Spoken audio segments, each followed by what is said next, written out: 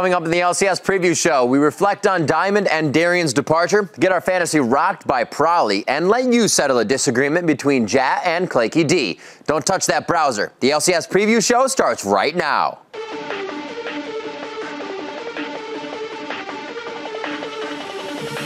Millennium are being destroyed here by the Super Hot Crew. It's going to be an ace.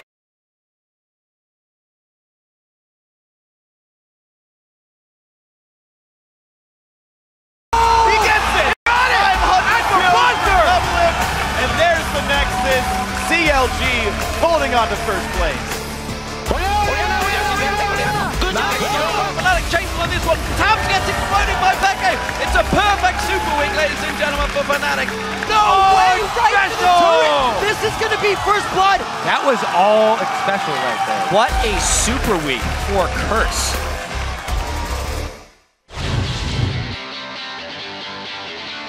Welcome to the LCS Preview Show. I'm Rivington Bisson III, and for those viewers in North America, we hope you had a safe and enjoyable day celebrating our nation's independence. For the rest of you, we hope you enjoyed the 4th day of the month. Yeah, maybe 3 days before that as well was Canada Day, Riv. That's where it's at. Yeah, maple syrup and hockey. Damn straight. I'm Joshua Jatt and we're here to talk about the biggest news across the league and to help you hone your fantasy squad. That's right. Of course, the biggest news this week is the fact that Gambit Gaming is benching Diamond and Darien, and we'll talk about that in detail shortly. But first, let's take a look back as we soared into the second half of the summer split with 16 games in a super week of action. Starting with the European LCS, our first featured matchup is between two of the top-tier teams, Alliance versus SK Gaming. Yeah, the big question coming into Super Week for Alliance was how good are they really? And since they're up against their most formidable foe in the first match, we're about to find out. You know what, being the first place team, they're still 3 games ahead. That's a big chunk, and with this one, it looked like they were only going to get further ahead in Super Week, putting SK down at every time they could. Check out that double Morella Nomicon on Lulu and the Twisted Fate. Gave him a big mid-game power spike. That's the new meta. It strikes fear into the eyes of opponents, and a 21-minute surrender, apparently, coming out of SK. Kind of mind-blowing to start off a Super Week. What an impressive showing there by Alliance. People were thinking they're completely unstoppable, or how was SK actually faring in the Super Week? How were they faring? Super Hot Crew was looking to take a chunk out of them after that falter. Yeah, just jumps right on top of Freddy, even with the ghoul. He can't quite chase him down. Fast plays coming out of Super Hot Crew. They were ready to take advantage of SK being behind, and we jumped 58 minutes into the game. What a scaling AP team that Super Hot Crew brought to the table here with Selfie's teleport. The big thing that happened in this fight there is SK got separated from the peel of the Zyra. The caster being so big was a huge factor in this late game team fight, and SK, despite being able to hold it out this long, could not hold it any longer. A really great showing from Super Hot Crew all around throughout the game. SK trying a few different things. We've seen the SOAS, or we've seen the Yorick top, I should say, coming out of Europe. But didn't work that time, unfortunately.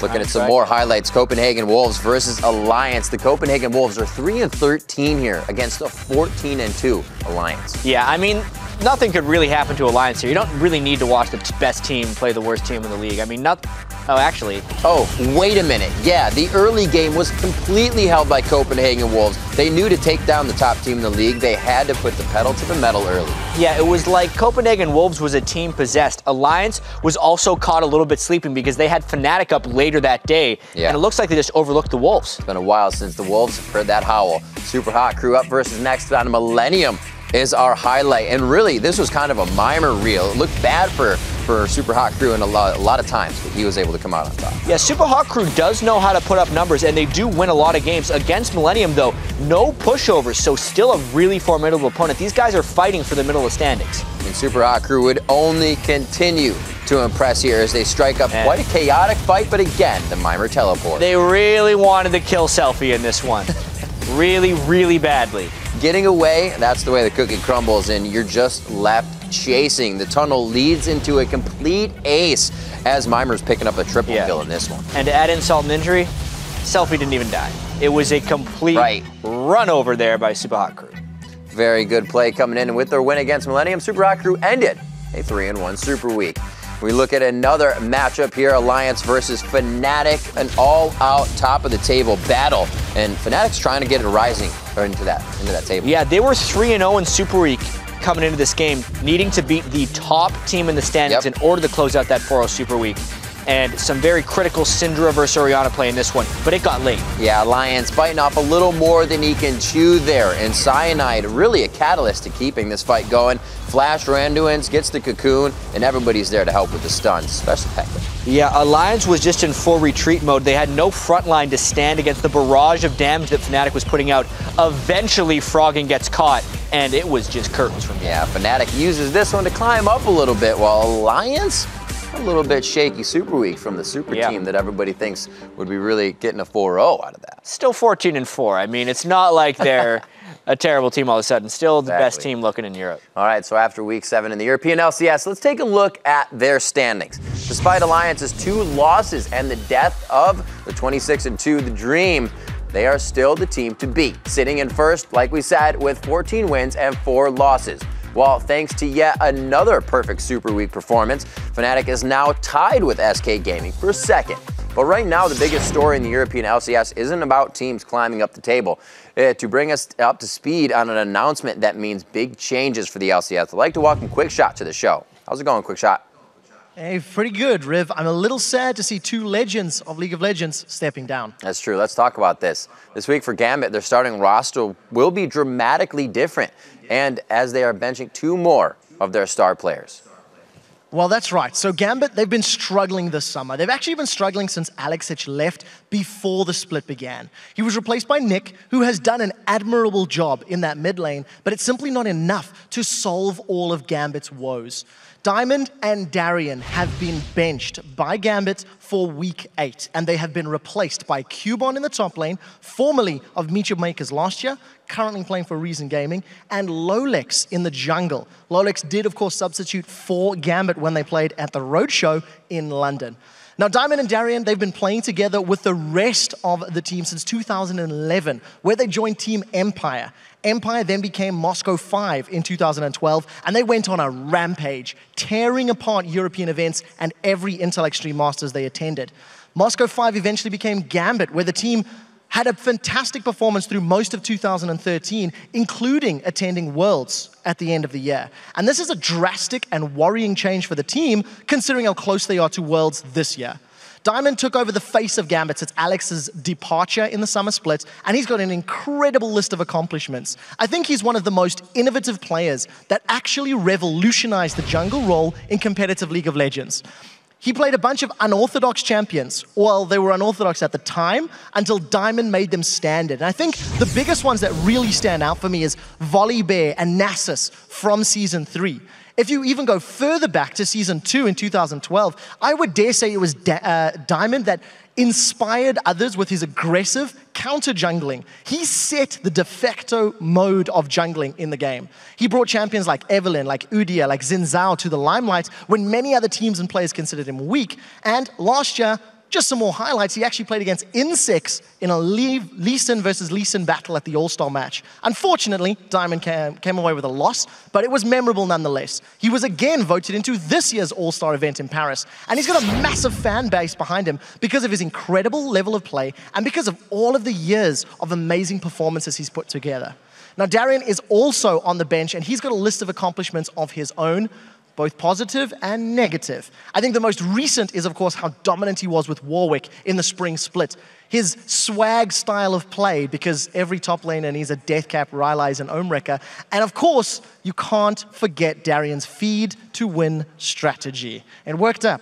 Both of these players represent pillars for Gambit. They've been with the team from the beginning. And the question is, how will they perform without 2 of their original 5? Very quickly before I go, this is a substitution, meaning they're not entirely out of the scene, but Diamond rather did say in a recent stream that he will take serious offers into consideration. It's something that we need to keep our eyes on. Well, we'll definitely be keeping a close eye on Diamond to see what develops there. Thanks again, Quickshot. As always, it's been a pleasure. And no doubt that all eyes will be on Gambit this week to see what happens. So let's bring in Shox, who's been speaking with the players to get their reactions to the news, which sent shockwaves across the social media. How are you, Shox? Ready to rock and roll, Riv. Likewise. So you've been speaking with the players on the European teams to gauge their reactions to this news about Gambit. What have they been saying? Well, Riv, first off, I talked to Millennium's Kevin, who has had years and years of experience versus Darien in that top lane. He isn't that surprised, and he thinks getting the right top laner will change a lot for Gambit. And I quote, because they will have a person that won't die so often and buy some wards for the laning phase as well. If you gank Darien, Kevin adds, 95% sure you'll get a kill. Now, Rockat Zazas agrees and sees Darien as the weak link in Gambit as well. Now, where the benching of Darien seems expected for most pros, the replacement of Diamond is more of a shock. Rockat Yankas is one of those pros who were taken off guard. He told me that he didn't think Diamond is that much out of shape to lead to him being replaced. He adds that he feels sad about the news for Diamond and said, and I quote, "He is my idol and he inspired me to make it in League of Legends." Now, Fnatic Cyanide agrees that it's sad to see Diamond stepping down and feels that he used to be undeniably the best jungler around for a long period of time, but he continues, and I quote, "Nobody can stay at the top forever, and I guess Diamond is the kind of player who isn't satisfied when he isn't performing the best in his region." All right, thank you for being our boots on the ground and speaking with the teams to get that information, Shocks. We'll see you a little bit later today. Now let's turn our attention from the top and jungle to the mid lane, where another 300 CS record was broken for the 4th time this split, this time by Fnatic's Peke. Earlier this split in a game against Alliance, Peke set the mark for the fastest to 300 CS in the league at 24:26. However, Alliance's mid laner got his revenge with a little leapfrogging. First, he took down the record against Rockat in 23 minutes, 23 seconds. Then he rubbed it in Peke's face, setting it again at 23 minutes, 11 seconds versus Fnatic. Not to be outdone, Peke came right back with the help of his teammates and reclaimed the record on the Lady of Clockwork at 21:51, which is where the record currently sits. So watch out, minions. There may be some record hunting before the summer split is over. And as soon as today's LCS Preview Show ends, the European Series returns with Week 8. They'll kick off with the Rockat team ready to climb the standings versus the 2nd place SK Gaming. Then on Friday, the action starts with the table-topping Alliance taking on Rockat and ending the day in what could be a battle for 2nd place between Fnatic and SK Gaming. But now let's turn to the sublime and engage in a little fantasy. Fantasy LCS, that is. For that, we'll turn it over to our own Mr. Fantastic, Jatt. Thanks, Riv. And since last week was a super week, we had 32 games played across North America and Europe, hopefully resulting in a ton of fantasy points for your team. So first, we're going to take a look at the studs who grabbed the most points. Selfie, he lived up to his name here, pulling in 111 points against only having been estimated for 65. So he was the highest fantasy earner. Xiao as well, right behind him, racking up 98 points off an estimated 77. And Reckless rode in on the power of Fnatic's undefeated Super Week, grabbing 96 points versus estimated 78. Now, we also need to give some props to the viewers who named the top fantasy stud from Week 7. Both Nicholas Anderson and Tom Monster named Selfie as the #1 point grabber. So congratulations to both of you on your predictive powers and most importantly, your hashtag control. But with the sweet must come the sour, and here were the duds from Week 7. First up was Darien and Diamond's teammate Genja, who was nearly 30 points off the pace, pulling in only 37 from an estimated 68. Next up was Balls, who fell off in the top lane. And although Cloud9 went 2-2 for the week, he only pulled in 43 points from an estimated 58. And one surprise dud was Alliance. The first place team dropped a loss to the Copenhagen Wolves and Fnatic, and then because they forced SK into that early surrender, they didn't get many fantasy points from that game either, and just overall had a bad week. But now let's actually check out some of the sleepers who should wake up this week and you should definitely be playing. Now here's Selfie. He was one of our studs last week, so he's not really a sleeper, but considering he's only being started in 14% of the leagues, he may as well be a sleeper. So that sound you're hearing is your alarm clock going off. Play Selfie. Paul Belter as well should be good this week. He faces Curse and Cloud9, and in EG's 2 victories against those teams, he was 6-0 in his KDA, 6.0 KDA. And besides being a KDA champ, he also picked up the record for the most CS in a single game in the North American LCS, making him a fantasy farmer as well. And Curse, everyone on Curse. Speaking of them, I feel good about their chances this week. They face Complexity and the Evil Geniuses, and in the 2 wins against those teams, the team combined had a 7.82 KDA. And also we have some red alerts that we do pretty much every week that you need to stay away from. This guy, Diamond, and Darien, as Quickshot just mentioned, were both benched. So you'll need to make sure that neither of them are in your lineup and that you slot in some replacements. We've already mentioned this split that you should bench both of these players, and at this point you should just probably drop them completely. That also brings us to Voyboy. And I know I said Curse was going to have a good week, so why is Voyboy on the alert list? There's 2 reasons. One, he has struggled to earn fantasy points in Curse's 4 games against EG and Complexity, and his 2.73 KDA is troubling. The second reason, though, is we had a disagreement in our production meeting about whether Voyboy should be a sleeper or an alert, so we actually decided to let you guys be the judge. ClakeyD thinks Curse is going to do not very well. I think they're going to do well. So if you agree with me that Curse will crush this week, then hit us up on Twitter at LOL Esports and use the hashtag JattIsRight. If you agree with the LCS Preview Show stats guru ClakeyD that Voyboy and Curse will get crushed, then use the hashtag ClakeyDisRight. And just so you know, ClakeyD is tied for 4th in our LCS Preview Show league. Just mentioning that. Now let's send it back over to Riv for a look at the champion countdown. ClakeyD is right. Oh yeah, we've only had one new face make a splash into the summer pool party this week. Well, last week, I guess. So let's take a look at the champion countdown.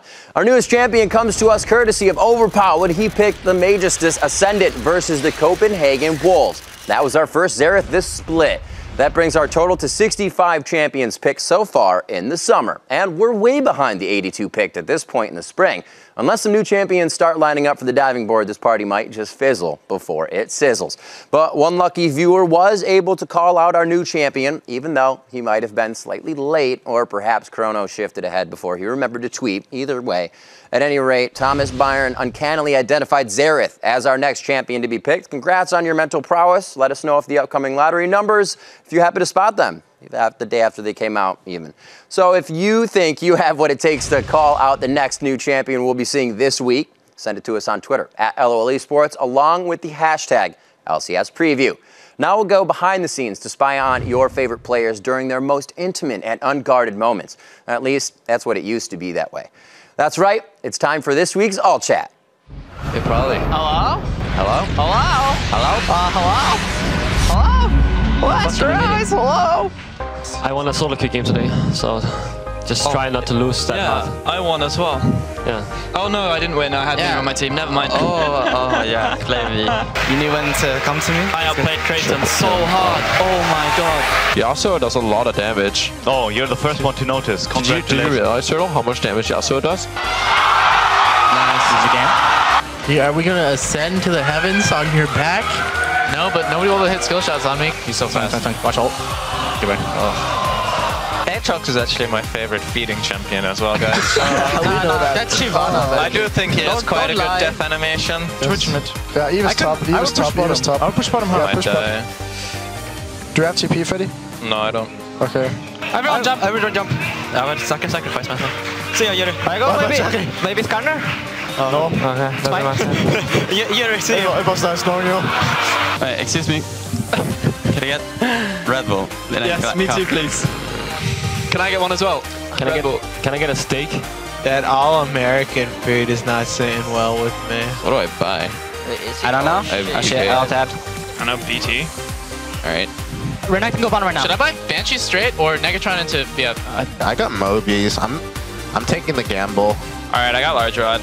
I have Infinity Edge. Like, this is a huge spike. Okay. Hot bought 2 IEs by accident, by the way. Oh my god, I'm so fucking bad. I bought 2 IEs. I'm an idiot. Okay. Can you refund or? No. Oh. You have to get more personalities like an 8. So TSM. Dignitas. Oh, okay. We sure about the Ziggs? He's a little risky. Yeah, his laning phase isn't really safe. I'm trolling. But he scales really well. I can't wait for them to use this clip. Always some clutch moments you catch in All Chat that you never would have thought happened, like when we described it as the best BF buy because of the Infinity Edge. I mean, double Infinity Edge. You never really knew what Cop was thinking until now. He did tweet oops after the game. He did tweet oops. He knew. So for a special extended version of All Chat, be sure to visit the LCS Preview Show page, lolesports.com. Now for last week, we had 3 players get added to 2 of the most exclusive clubs in the LCS. And the credentials for the membership, I gotta say, they're pretty tight. Yeah, if you can believe it, even Riv and I couldn't get into this club. Nope. not even. Well, I'm not giving up hope just yet. We'll see what happens. But to get invited to this party, you do need to have 500 kills or 1,000 assists in the LCS. And with 102 games so far, the club has just opened up, actually, the last 2 weeks for the first members. Yeah, the first member was Bjergsen, actually, who has a combined 517 kills across 91 games in the European and North American LCS, and was the first member of the club, getting his 500th kill 2 weeks ago. And as we saw, he was joined by both Doublelift and FLICKR as they finished last week with 508 and 504 kills, respectively. Yeah, and right now there's only one support member on the dance floor in the 1,000 Assist Club, where Xpecial has gained entry with a massive 1,014 assists. But odds are he'll have a dance partner later this summer, with Nif currently sitting at 937 regular season assists. And no doubt players will be queuing up for entry throughout the rest of the summer split, and we'll be sure to keep an eye on who gets in.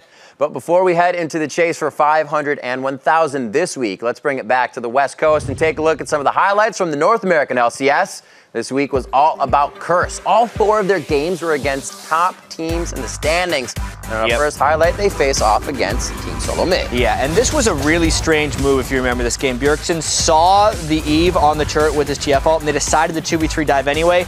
Against Quasi Renekton, it wasn't a good idea. He gets a double kill. Yeah, we've seen Dyrus in this situation. See it go the other way. Dyrus now knows what it's like from the end of getting that double kill on you. Quas coming up big. Glebe was also helping on the side of Team Solo Mid, though. Yeah, Team Solo Mid stalled this one out pretty long. 53 minutes, waited for the Jax and TF to power up, and the double Infinity Edges weren't helping Cop much here.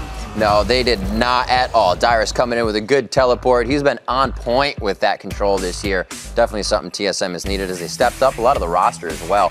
LMQ versus Curse, our next highlight. Curse began to turn things around just when you thought it would be impossible. Yeah, and speaking of turnarounds, this was a 2v3 gank where Xpecial hooked himself a Lee Sin to help Cop start out with the kill. And after he falls here, he picks himself up a double. Yeah, he does. A Cathian surprise is always fun to make sure you get under your opponent's skin and make sure you get that last laugh. Real good there. Xpecial, so many hooks. Then this game was somewhat decided by this team fight. Notice how Curse is down about 4,000 gold coming into this one, but they play the fight just right. Really such a chaotic fight going back and forth. It looks like it could be anybody's the entire time, but Curse was just too big at this point. That was the story. Gotta remember how fed Cop was throughout this, and also how good he is at predicting things. Pow. They're so good at fighting from behind, I just don't get it. 34-30, we see Xpecial with the hook again as he lands it onto No Name, and then another one onto Moore. Yeah, the high CDR Threshes who land their hooks are the most dangerous of foes. Where are you going? Xpecial really controlling this game, and this pulled Curse to 1-1 on the week. Yeah, they were really looking to make a mark. Up next, Xpecial and Cop had a tremendous day against Cloud9 in our next highlight. Like we said, they fought the top 4. Yeah, coming into this week, people were thinking Curse was going to fall right to the bottom of the standings, but the Leona pick in this one really surprised Cloud9. They were not very good at handling those Leona ults. Yep, and Xpecial getting that Corki real quick, and everybody keeps going headstrong. Cloud9 looking for solace on the fountain, but they're not even going to find it. This game was a little bit strange, but Curse had the long con going on in this one. 4 kills, but the victory. That's right. We're going to jump into our next highlight of Curse versus Counter Logic Gaming. We'll see if they can take them down, and you know what? It was one of the harder games. Yeah, and who expects Cop and Xpecial to beat up Doublelift and Afromoot in lane, except the box hits Doublelift twice, taking him low enough for Cop's execute. A great wait for the 6s, and Xpecial and Cop have just been coming out on top. More from Xpecial's threats. I wasn't sure how he kept getting that pick.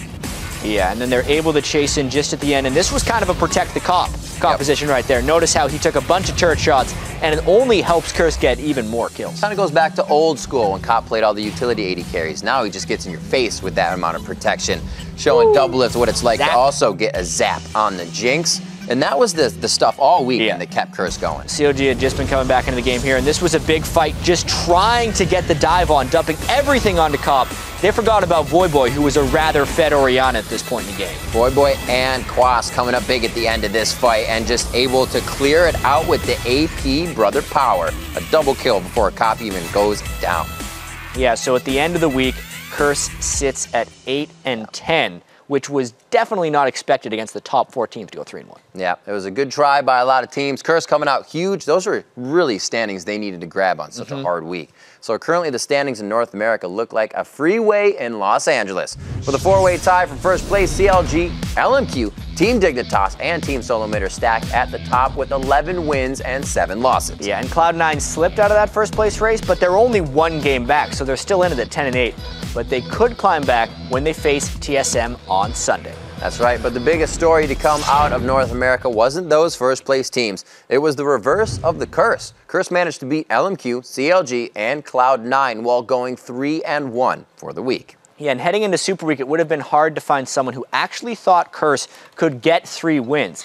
Not only did they have their most difficult Super Week schedule of any North American team, they had struggled for most of the summer. Voyboy had been underperforming, and their all-star offseason acquisition X Special had been anything but special. But despite everything being stacked against them, Curse won 3 of their 4 games and have now won 5 of their last 7. Compare that to their first 11 games when they only managed 3 wins total, and it looks like Curse might have finally found their stride. And a lot of that success is due to X Special. Over the last 7 games, he started to play like the all-star support that helped lead Team Solo Mid to 3 trips to Worlds. Last week, he was rewarded with his first MVP award as a member of Curse as well, and in his post-game interviews, he displayed some of the leadership that Curse hoped they were getting when they signed the LCS veteran.